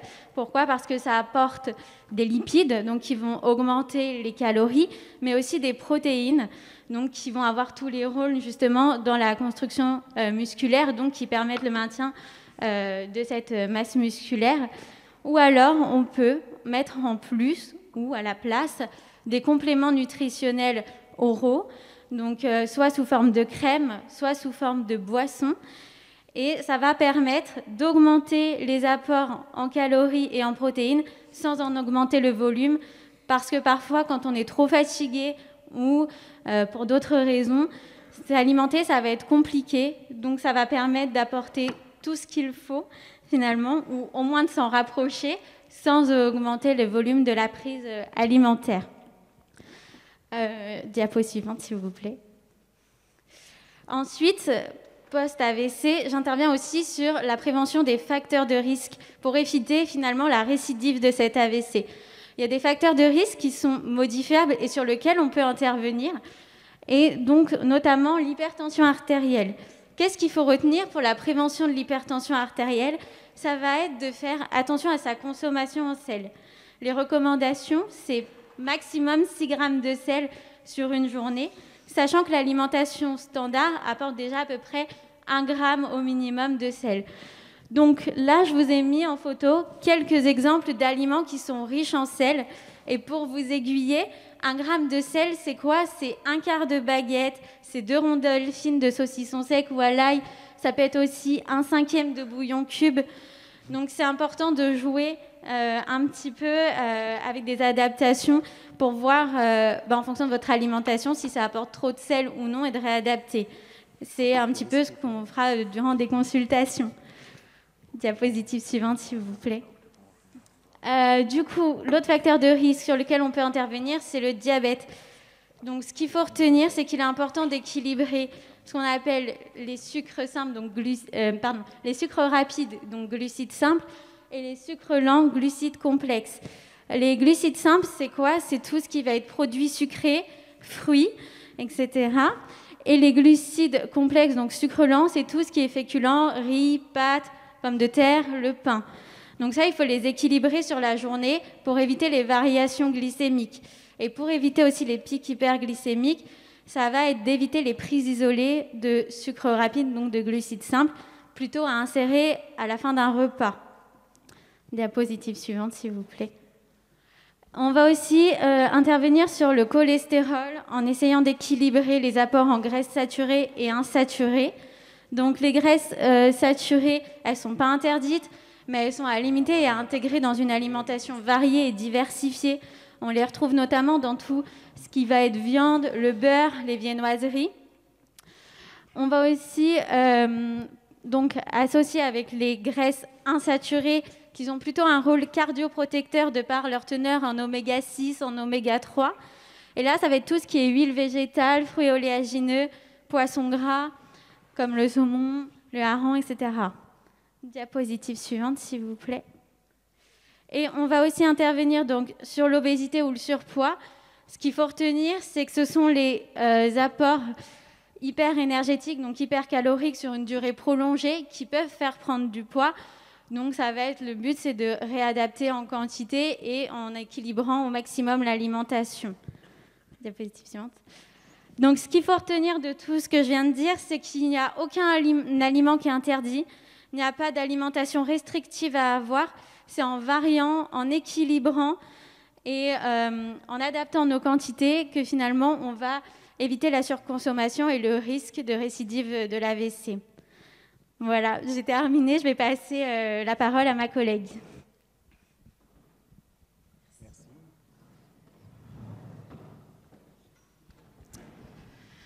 Bonsoir à tous. Donc moi, je suis Simone Gomez-Esteves. J'étais infirmière coordinatrice de la consultation pluriprofessionnelle post-AVC. Donc, comme vous pouvez le voir, ça va être mon sujet ce soir. Aujourd'hui, je suis étudiante infirmière en master en pratique avancée. Donc, c'est un nouveau métier d'évolution pour le métier d'infirmière, puisque ces infirmières seront amenées dans un futur très proche à pouvoir suivre des patients après accord du neurologue, mais aussi du patient. C'est-à-dire que le patient aura un suivi exclusif par l'infirmière. Voilà, donc c'est des choses que vous entendrez probablement parler dans les mois qui vont arriver. Donc ce soir, le sujet, c'est donc la consultation pluriprofessionnelle post-AVC qui est réalisée chez nous à Henri Mondor depuis maintenant 4 ans. Diapositive suivante, s'il vous plaît. Donc la consultation post-AVC, pluriprofessionnelle post-AVC, qu'est-ce que c'est? C'est une consultation qui fait suite au plan AVC qui a eu lieu entre 2010 et 2014, qui permet aux patients qui a eu un AVC de bénéficier d'une consultation un peu plus complète. Qu'est-ce que j'entends par consultation un peu plus complète? C'est-à-dire que le patient, quand il va revenir en consultation, il va avoir la chance de revoir le neurologue, mais aussi un paramédical. Les paramédicaux qui interviennent au moment de cette consultation, c'est donc les collègues que vous avez vus juste avant moi qui vous ont expliqué leur travail. Et donc, ça permet de renforcer le suivi et surtout aux patients de faire un peu l'état des lieux sur sa récupération. Cette consultation, elle intervient à peu près entre 3 et 6 mois après l'AVC. Pourquoi est-ce qu'elle ne va pas intervenir plus tôt? Puisque, comme vous l'a expliqué mes collègues, la rééducation est démarrée tout de suite et il lui faut du temps pour pouvoir justement la récupération s'installer. Donc il n'y aurait aucun intérêt de faire un bilan orthophonique, par exemple, une semaine après que vous ayez déjà vu l'orthophoniste, par exemple. Et diapositive suivante. Du coup, qu'est-ce qu'on va regarder au moment de cette consultation? Donc, comme je vous l'ai dit, c'est une consultation où le patient revoit le neurologue. Donc, d'un point de vue médical, on va faire le point sur la maladie vasculaire, à savoir est-ce que les examens ont été faits, qu'est-ce qu'ils ont donné pour permettre un réajustement et un contrôle des facteurs de risque cardiovasculaires, mais aussi du traitement, s'il y a besoin. Admettons, vous êtes traité par aspirine, et puis avec les examens, il y a des nouvelles choses, il y a un trouble du rythme cardiaque, par exemple, qui a été découvert. On va changer de traitement, on va passer plutôt sous un anticoagulant. Ensuite, au niveau paramédical, donc comme je vous l'ai dit, le patient va voir le neurologue. Juste après, il aura un bilan avec l'équipe paramédicale. Ça peut être un bilan orthophonique, kinésithérapique, avec la psychomotricienne, avec la diététicienne, pour qu'elle puisse avoir un peu plus de temps pour vous orienter justement sur le contrôle du facteur de risque qui pourrait être à l'origine de l'AVC. Il y a aussi des consultations avec l'infirmière qui permettent de faire un point un peu plus global sur la situation. Et on va s'intéresser aussi un peu aux troubles, ce qu'on appelle neurocognitifs. Donc ça, c'est la collègue Justine Montiot qui vous en parlera un peu plus en détail après.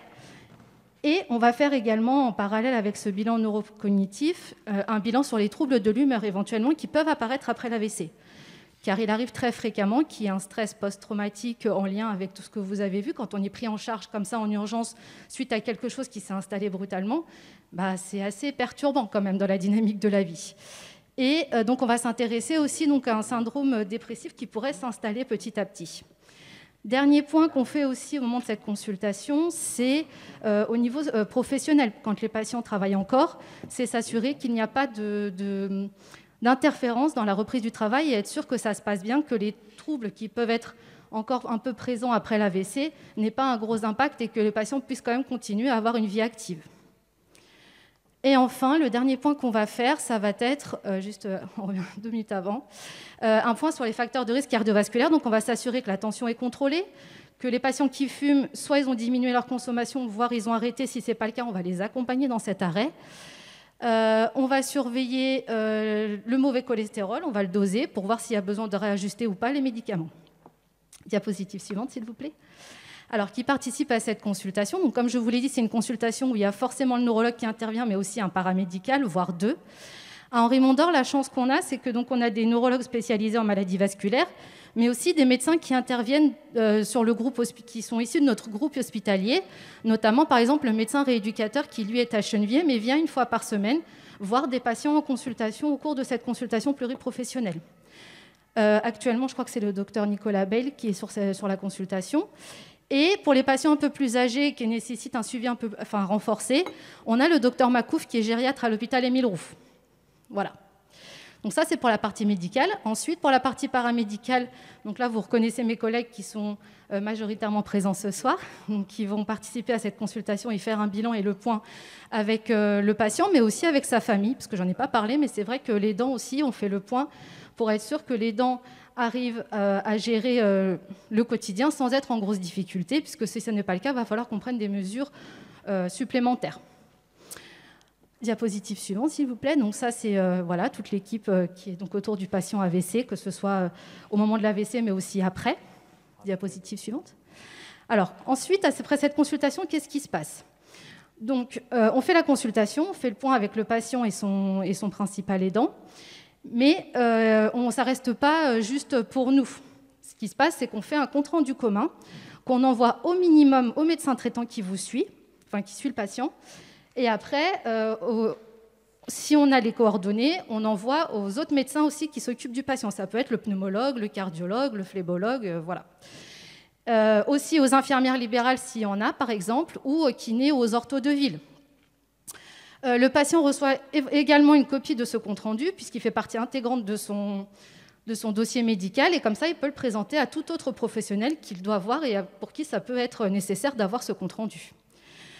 Ensuite, quand les patients sont suivis en rééducation, le bilan qui est fait avec mes collègues va permettre de déterminer s'il faut augmenter, par exemple, les fréquences de la rééducation, Ça va être aussi des conseils un peu plus personnalisés avec du travail par exemple au niveau kinésithérapie, ça peut être des auto-exercices que le patient peut faire à la maison en plus de la rééducation kiné. Admettons, le patient voit le kiné 2 fois par semaine, et ben les 5 autres jours qui restent, le patient peut travailler lui-même, tout seul. Ensuite, on va donc au niveau de la prévention secondaire, ça permet de réajuster au mieux. Et du coup, dans ce compte-rendu, il y a les lignes directrices de ces réajustements pour que le médecin traitant puisse suivre au long cours, puisque c'est le premier interlocuteur du patient et toujours le médecin traitant, puisque c'est lui qui coordonne le parcours de soins. Donc pour lui, c'est toujours bien aussi quand il a déjà une ligne directrice de son collègue qui est quand même spécialiste dans la maladie. Et enfin, il faut noter que le suivi par le neurologue n'est pas systématique. Un patient qui va bien et on voit que tout est contrôlé, il peut tout à fait continuer son suivi avec son médecin traitant et revoir le neurologue, par exemple, à distance tous les ans, voir que si vraiment il y a quelque chose de nouveau qui apparaissait ou un examen, par exemple, qui était un peu modifié, par exemple. Et on a besoin de l'avis du spécialiste. Donc voilà, donc c'est important aussi de dire que les médecins traitants peuvent tout à fait continuer après le suivi chez un patient qui va très bien. Diapositive suivante. Donc là, je vous laisse les contacts de ma collègue, Madame Dia Ramata, qui est donc la coordinatrice de cette consultation. Si jamais un jour vous avez des questions ou besoin d'une consultation, je dis bien pluridisciplinaire. Si c'est une consultation simple, ça reste donc le domaine de la consultation. Mais voilà, même en tant que professionnel, n'hésitez pas à la contacter s'il y a des professionnels dans la salle, je ne sais pas, si vous souhaitez adresser des patients en consultation pluriprofessionnelle. Je vous remercie de votre attention.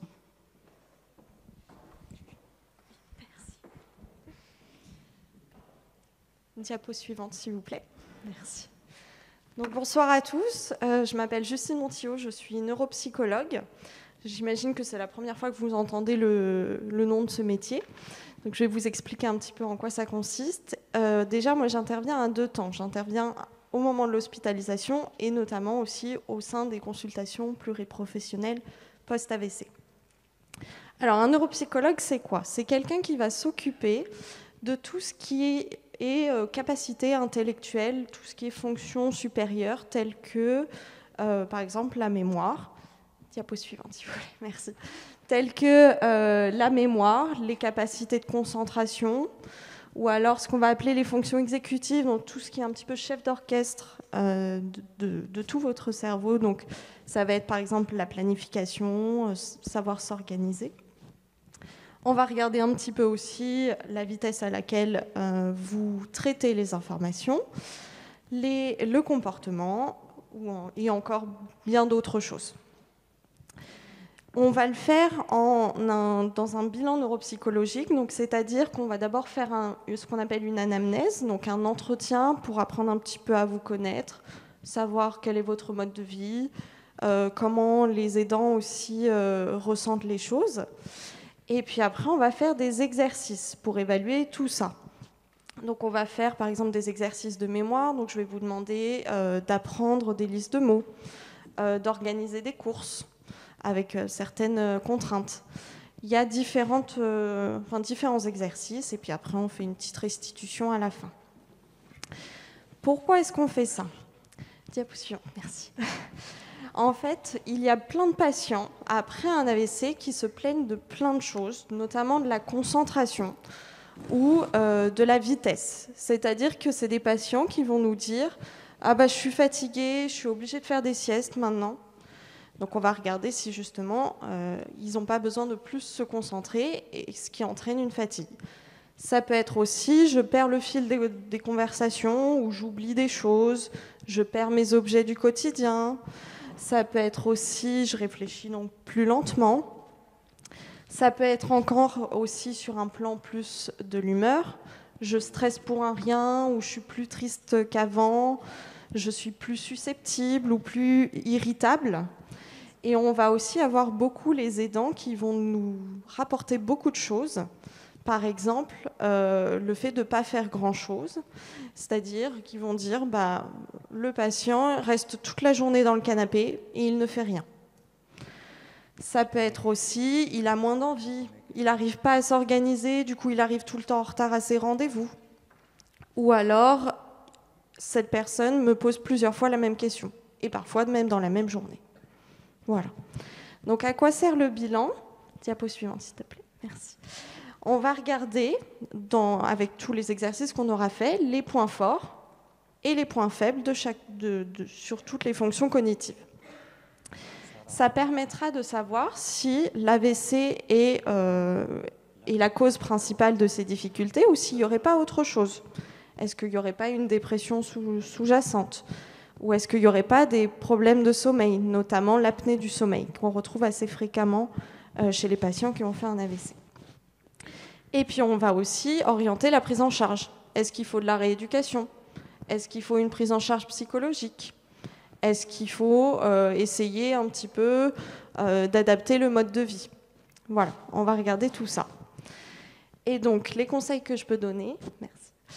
On va en regarder donc le sommeil. Donc, pour avoir des bonnes fonctions cognitives, il faut bien dormir, parce qu'il faut savoir que la mémorisation se fait notamment durant le sommeil. On va aussi suggérer d'arrêter toutes les substances toxiques, tabac, les drogues par exemple.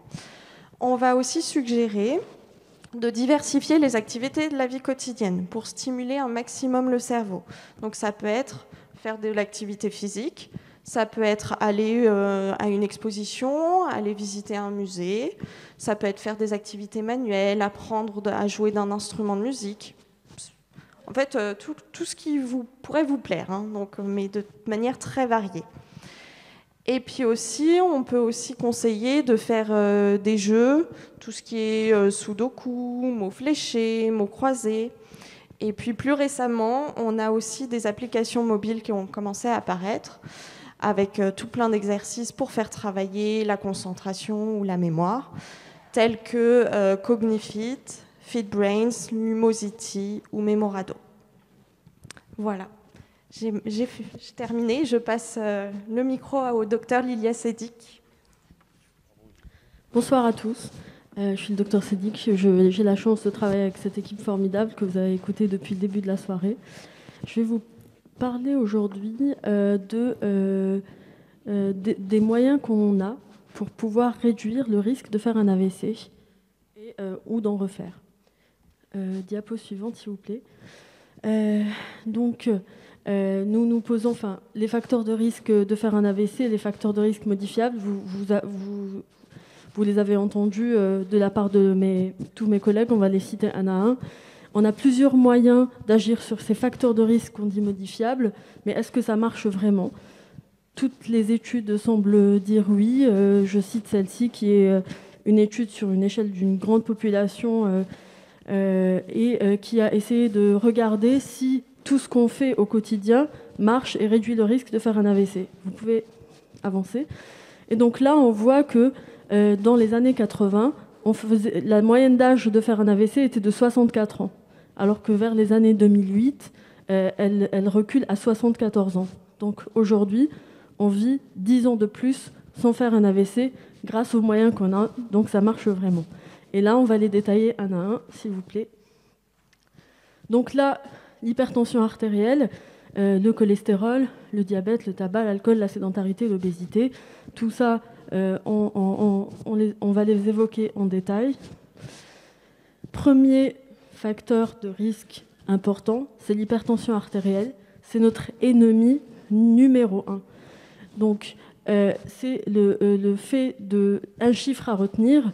Il faut que la pression artérielle soit en deçà de 14,9 et de 13,8 chez certains diabétiques. Et si on arrive à cet objectif, on réduit le risque de faire un AVC de 60%, que ce soit le risque ischémique ou hémorragique. Un chiffre très important en guise d'introduction, 75% des AVC sont des primo-AVC et seulement 25% sont des récidives d'AVC. Ce qui veut dire qu'on a atteint ce chiffre de 25% avec tous les moyens de prévention, tous les traitements qu'on a. Et c'est pour ça qu'on réduit notre risque de 75 à 25%, parce que les gens qui ont fait des AVC sont traités, sont suivis, font plus attention. Suivante. Le cholestérol. Alors, je vous montre deux images assez pertinentes. La première image de droite, c'est un angioscanner, c'est-à-dire un scanner avec injection de produits de contraste qui nous permettra de voir les vaisseaux qui vont de l'aorte jusqu'au cerveau. Donc tous les tuyaux en gris qu'on voit sont nos artères, et puis les plaques blanches qu'on voit dessus sur des endroits stratégiques sont des plaques de cholestérol. Sur l'image de gauche, on voit un vaisseau avec les plaques de cholestérol qui l'obstruent petit à petit. Donc plus la plaque s'agrandit, celle-ci s'accumule au fur et à mesure au fil des années. Elle peut soit boucher l'artère, soit se fractionner et aller boucher des artères plus petites, soit au moment de la fracture et de la rupture, les éléments du sang vont venir colmater la brèche et provoquer aussi un AVC in situ. Donc notre principale fonction de prévention et de traitement est d'abord de réduire la rigidité artérielle par le traitement de l'hypertension artérielle, de traiter le cholestérol par des statines, et on sait qu'aujourd'hui sur les études c'est le seul traitement qui marche réellement, et en prévention secondaire, juste les règles hygiéno-diététiques sont quasi obsolètes. Et donc, stabiliser la plaque par des traitements médicamenteux. Et ensuite, grâce aux traitements antithrombotiques, le Cardégique, vous en avez entendu parler, mais il y en a d'autres, on va éviter que ces petits éléments figurés du sang se colmatent autour d'une brèche, et donc éviter l'AVC lorsque on a une plaque et lorsque celle-ci se rompt. Donc on a un chiffre à retenir. Le LDL cholestérol, c'est le mauvais cholestérol. C'est ce qu'on voit sur les bilans biologiques que notre médecin traitant nous fait faire tous les 3 mois ou tous les 6 mois. Et donc regardez le LDL cholestérol qui doit être inférieur à 0,7 g par litre. Suivante. Alors, est-ce que vous pouvez revenir à la diapo, 2-3 diapos avant, là où il y a tous les facteurs de risque? Encore là. Donc, le diabète, on en a parlé, il faut être suivi par le médecin traitant ou le diabétologue, ou les deux, le mieux. Le tabac est un facteur de risque, quel que soit le nombre de cigarettes, même si on fume peu. Pour le cerveau, c'est pareil. Et lorsqu'on arrête de fumer, on peut quasiment annuler le facteur de risque tabac sur l'AVC si on arrête avant 45 ans. Si on arrête après, le risque reste là, mais il devient minime, bien entendu. La sédentarité, très important. C'est souvent un facteur de risque oublié, mais très très important. On sait qu'une marche de 30 minutes par jour réduit le risque pour le cœur, pour le cerveau, le risque de dépression, et même après un AVC, ça assure une neuroprotection et ça améliore la récupération cognitive et motrice. Et donc là, on revient à celle-ci. Donc, sujet qui fâche, mais je vais être très brève. On a longtemps pensé qu'un verre de vin par jour était protecteur pour les vaisseaux. On sait aujourd'hui que ce n'est pas vrai, qu'à partir du premier verre, on a déjà un petit risque qui commence, et ça augmente bien sûr avec la quantité de consommation. Suivante. Et enfin, les équipes s'intéressent à plusieurs paramètres et leur influence sur le risque d'AVC, en plus des paramètres classiques. On a vu, grâce à l'étude citée là, que la durée de travail, quel que soit le poste qu'on occupe, qui excède 40 heures par semaine, augmente le risque de faire un AVC, et que la durée de sommeil était impliquée aussi dans le risque de faire un AVC, parce que lorsqu'on dort peu ou pas assez, on a une qualité de vie qui est amoindrie, on a des facteurs de risque qui s'amplifient, et on ne connaît pas bien les mécanismes, et on pense aussi qu'il y a certains facteurs de neuroprotection, de neuroinflammation qui s'activent lorsqu'on a un sommeil trop long ou pas assez long. Et on voit que quand on dort trop, on a 40% on dort plus de 10 heures, on a 40% de risque de faire un AVC. Et quand on a un sommeil trop court, on a 13% de risque de faire un AVC. Et je vous remercie de votre attention. Bien. On arrive à la fin de la conférence. Je voudrais qu'on remercie l'ensemble de l'équipe. Je pense que vous êtes d'accord avec moi qu'il mérite quelques applaudissements. Je voudrais vous remercier d'être là. La qualité de l'écoute, je suis impressionné. Alors, je ne sais pas, le but de la conférence était de dédramatiser l'AVC, mais à regarder vos regards, je me suis en train de poser la question, est-ce qu'on a réussi à dédramatiser la situation? Je suis un peu perplexe. En tout cas, je suis impressionné par la qualité d'écoute ce soir. par l'assistance. Et je voudrais passer la parole à quelqu'un qui était victime d'AVC, qui a souffert, qui va nous raconter son histoire personnelle et peut-être même de sa conjointe. J'appelle lui de nous rejoindre, de prendre la parole avec nous, qui va témoigner de son vécu comme patient victime d'AVC. Il va vous présenter ce qu'il a fait depuis sa maladie jusqu'à maintenant. Vas-y, Louis. Merci. Merci.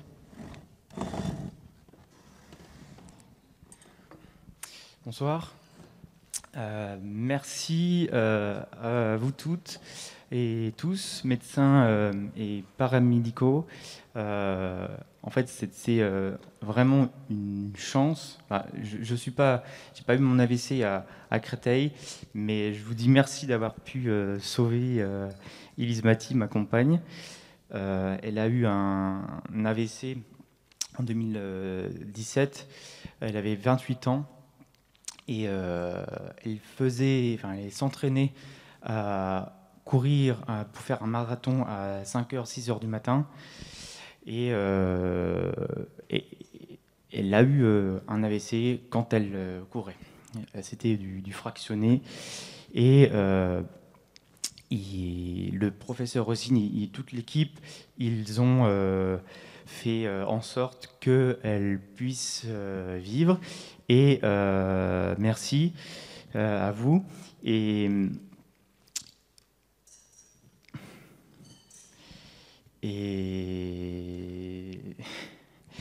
puis maintenant, elle est en études. Enfin, elle était en études de médecine.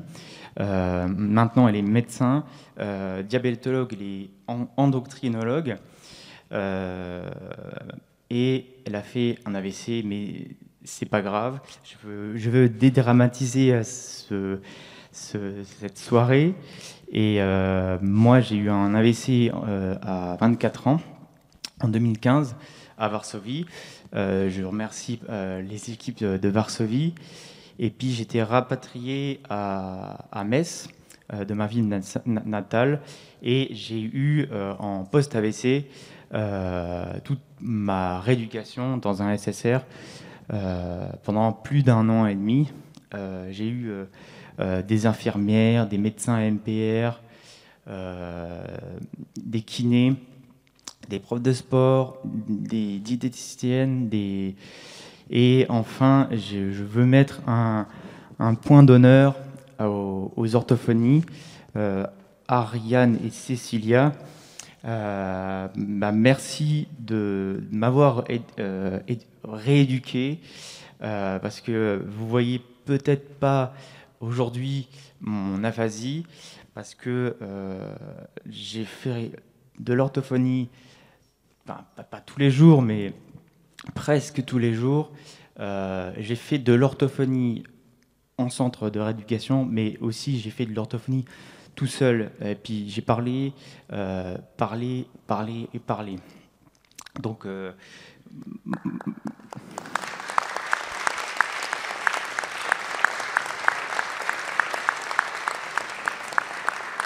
merci aux orthophonies, parce que c'est un gros problème des patients qui ont eu un AVC, qui ont de l'aphasie.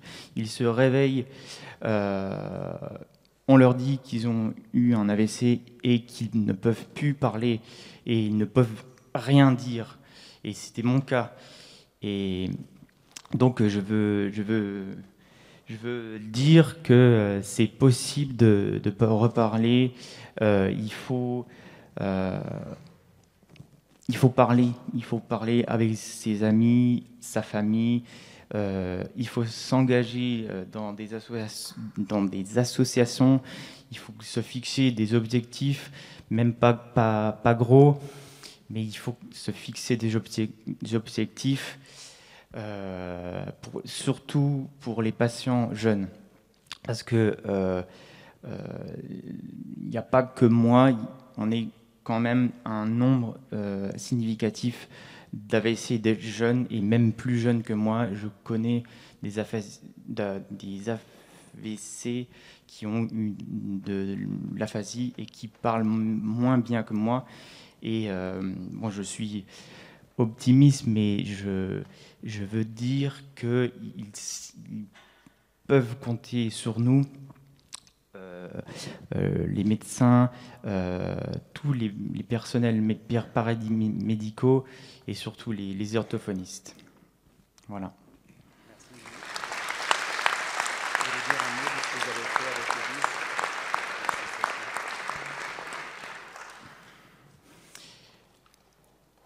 On a créé une association en 2016 ou 2018, pardon, l'association S'adapter.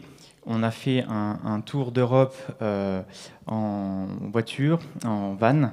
On a parcouru toute l'Europe en camion, enfin camionnette. Et puis on a fait des conférences partout dans les hôpitaux, dans les SSR et dans les mairies aussi. Et moi, je suis candidat pour reprendre l'association des aphasiques du Mont-Blanc dans le 74 parce qu'on est déménagé de Paris. Et on va peut-être, enfin, c'est pas peut-être, mais on va faire un autre projet, c'est le tour du lac Léman pour recommencer à sensibiliser aux AVC et aussi à l'aphasie. Je tiens particulièrement à souligner ça, l'aphasie, et on va parcourir le lac Léman. Merci beaucoup.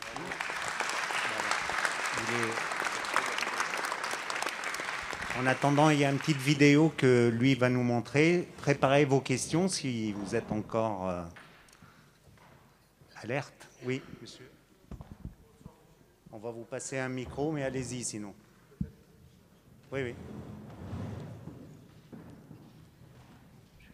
Bonsoir, merci à vous tous et vous toutes pour toutes ces explications très intéressantes. J'aurais souhaité, monsieur le professeur, que vous nous disiez quelques mots, s'il y en a, des spécificités de l'autre AVC, les AVC hémorragiques. Et deuxième question, après un AVC, que faut-il faire en dehors de l'alimentation et de la non-sédentarité? Enfin, voilà. Absolument. Donc, on a beaucoup insisté sur l'AVC ischémique, mais il y a 15% des AVC qui sont hémorragiques. Et ça, comme l'a dit Dr Sédic, l'ennemi numéro 1 pour l'ischémique, mais surtout pour l'hémorragique, c'est l'hypertension artérielle. Donc, même quand on a 13 de tension, on exige même des tensions encore plus basses. La tension doit être la plus basse possible. Et même quand on n'a pas d'hypertension, on va mettre des patients sous régime, comme l'a dit Cassandre, si vous voulez ajouter un mot pour le régime, mais de lutter contre l'hypertension artérielle. Donc c'est l'ennemi, et le régime, comme l'a dit Cassandre, pour l'hypertension artérielle, l'activité physique régulière, pauvre en sel, les médicaments qu'il ne faut pas oublier, et puis une stimulation aussi neuronale, intellectuelle, comme l'a dit Justine. Et ça s'applique à tout le monde, qu'on ait un cerveau lésé ou pas lésé. D'autres questions? N'hésitez pas à poser à toute l'équipe. Hein. Oui, madame là-bas, puis madame là-bas. Merci. Pendant l'apnée du sommeil, on dit souvent qu'on peut avoir donc, un AVC. C'est un risque. Par quel mécanisme, en définitive, par l'apnée du sommeil, on peut arriver à un AVC? Qu'est-ce qui se passe à ce moment-là? Et ma deuxième question, c'était quelle est la douleur que peut ressentir la personne qui a un AVC? Parce que c'est difficile. Alors pour répondre à la première question, effectivement, vous avez très bien fait de parler d'apnée du sommeil parce que c'est un des facteurs de risque qu'on n'a pas cité, mais c'est un des facteurs de risque aujourd'hui connus, cardiovasculaire et surtout cérébral. En fait, le mécanisme, c'est, on sait aujourd'hui qu'avant même l'apnée qui réveille le patient, on a des pics hypertensifs. Et ces pics hypertensifs vont même entraîner des micro-AVC, ce qu'on appelle, nous, des anomalies de la substance blanche. Et donc, même si ils ne provoquent pas d'AVC en soi, ils peuvent provoquer ce qu'on appelle une démence ou des troubles cognitifs tardifs si on ne corrige pas ça. Et c'est principalement par le biais des pics hypertensifs. En plus de ça, la réduction de la qualité du sommeil qui va bien sûr entraîner une fatigabilité, une irritabilité, etc., etc. La deuxième question, c'était... La douleur, c'est faux. J'ai dit ça fait pas mal. Hein. J'ai dit une bêtise. Ça peut faire mal, surtout quand ça saigne dans la tête. Quand il y a une hémorragie, ça fait assez mal et ça réveille le patient. Mais on peut avoir une occlusion d'une artère cérébrale et pas être réveillé à 3 heures du matin et continuer à dormir jusqu'au lendemain matin à 7 heures. Et là, on constate le déficit. Donc, ça aussi, une grande différence entre les AVC et l'infarctus du myocarde, c'est que ça peut être silencieux, sans douleur. Une autre question, je pense, madame, oui. Mettez-le sur Anne, il faut soulever juste là. Vous m'entendez? Oui, très bien. Je voulais juste revenir à l'origine. Quand on a les symptômes, on a souvent entendu, on est entouré, et c'est l'entourage qui se rend compte du problème. Quand on est seul ou qu'on vit seul, est-ce qu'on a le temps de se rendre compte et tout seul d'appeler les secours? C'est une de mes questions. À savoir, est-ce qu'on est en capacité de composer le 15? Et si on a déjà des troubles du langage, comment ça se passe? Alors, je vais répondre et peut-être les orthophonistes, vous voulez ajouter quelque chose. Effectivement, un drame que nous vivons dans nos unités, c'est les patients isolés. Et quand ça arrive, je vous ai raconté l'histoire de 32 ans, la dame, c'est devant un témoin, et c'est lui qui a vu qu'il avait le visage déformé, qu'elle ne bougeait pas le bras, et qu'elle était par terre. Elle n'allait pas appeler. Malheureusement, nous avons dans le service, et nous, médecins, nous avons vécu des situations où c'est des personnes isolées. J'ai le souvenir d'une jeune patiente infirmière qui a fait son AVC, qui était paralysée du côté gauche, en pleine conscience. Elle était en train de prendre son bain un vendredi soir et elle ne pouvait pas sortir de sa baignoire. Elle a passé vendredi, toute la nuit, samedi, dimanche, lundi, elle était toute seule dans sa baignoire. Et quand on l'a eu que lundi après-midi, elle nous disait « j'étais vigilante, j'entendais le téléphone sonner, j'entendais mon portable sonner, j'ai essayé, croyez-moi, des centaines de fois de sortir de la baignoire, je n'ai pas pu sortir. » Donc ça, c'est pour vous dire ce qu'a dit Chantal, quand on a un hémisphère droit comme ça qui se met off, elle ne comprenait pas, alors qu'elle est infirmière, elle sait ce que c'est un AVC. Elle m'a dit, j'ai essayé des centaines de fois de sortir de la baignoire, j'ai rampé et je retombais dans ma baignoire, je n'ai pas pu sortir. Donc ça nous fait beaucoup de peine. Et ça, il faut savoir qu'avec tous les efforts que nous faisons, la presse écrite, la télé, la radio, on a encore 50% des gens qui ignorent les signes d'AVC. Et quand ils sont tout seuls, ils appellent un peu tard. Ils arrivent un peu tard dans nos unités. Donc l'idée, c'est connaître un peu plus. Et puis là, les gens appelaient pour savoir où elle est. Elle ne répondait pas au téléphone et ils ont fini par casser la porte et aller la chercher comme ça. Mais il y a des gens encore qui ignorent les signes d'AVC et qui n'arrivent pas à temps pour toutes les attitudes thérapeutiques qu'on a dit qu'il faut faire dans les premières minutes, les premières heures. Une dernière question, parce qu'on a une petite vidéo, et je voudrais vraiment remercier Monsieur le maire de nous permettre de faire cette conférence qui est restée avec nous tard, et toute l'équipe qui a permis de faire cette conférence. On passe la vidéo et on prend une dernière question. Oui. Vous avez le micro si vous voulez parler. Oui, juste après. Il est là. C'est une vidéo qui a été tournée en 2017 et vous pouvez voir comment je me suis amélioré pour mon aphasie. Donc la vidéo, c'était un texte donné, mais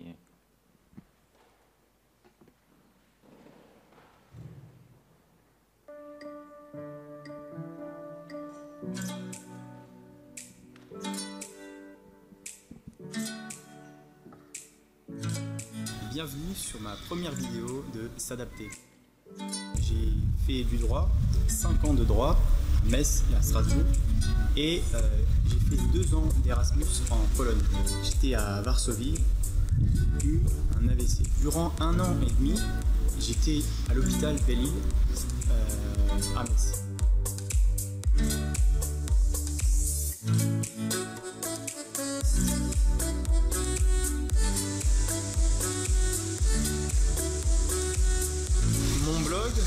a pour objectif de sensibiliser la politique du handicap et notamment celle sur l'AVC. Il se trouve que je vais faire mon stage au mois de septembre au Parlement européen à Bruxelles pour 5 mois. Et je vais montrer avec ma caméra ce qu'ils vont faire, les députés, pour les handicapés.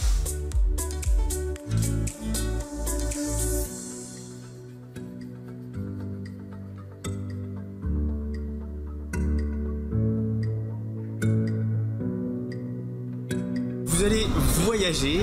Quand je dis voyager, c'est à Bruxelles, mais aussi à Metz, à Paris et à Varsovie. Je vais interviewer des députés européens, des personnels soignants et aussi des tas d'autres personnes. Mon blog est participatif.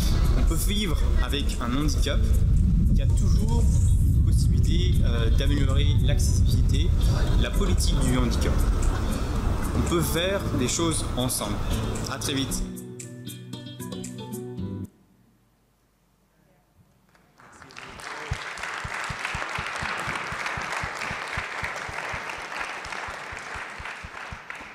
Bien, on va conclure. Donc, dernière question, j'en ai dit. Au sommaire aujourd'hui de 13h15. Oui, je suis traitée pour l'hypertension artérielle depuis des années.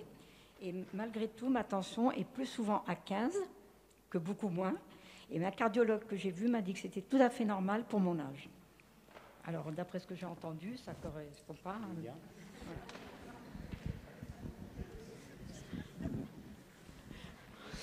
Oui, oui, c'est ça, consultation.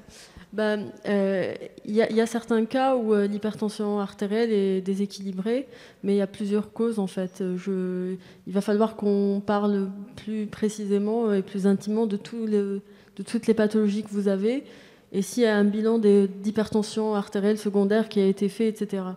En effet, là, le chiffre phare que je dis, inférieur à 14,9 en prévention secondaire de l'AVC, mais il y a des cas très complexes, il y a plusieurs causes, et parfois, dans certains cas exceptionnels, on peut tolérer. Mais là, c'est un peu difficile pour moi de vous répondre sur votre cas particulier, en dehors du fait que je ne connaisse pas du tout votre dossier médical.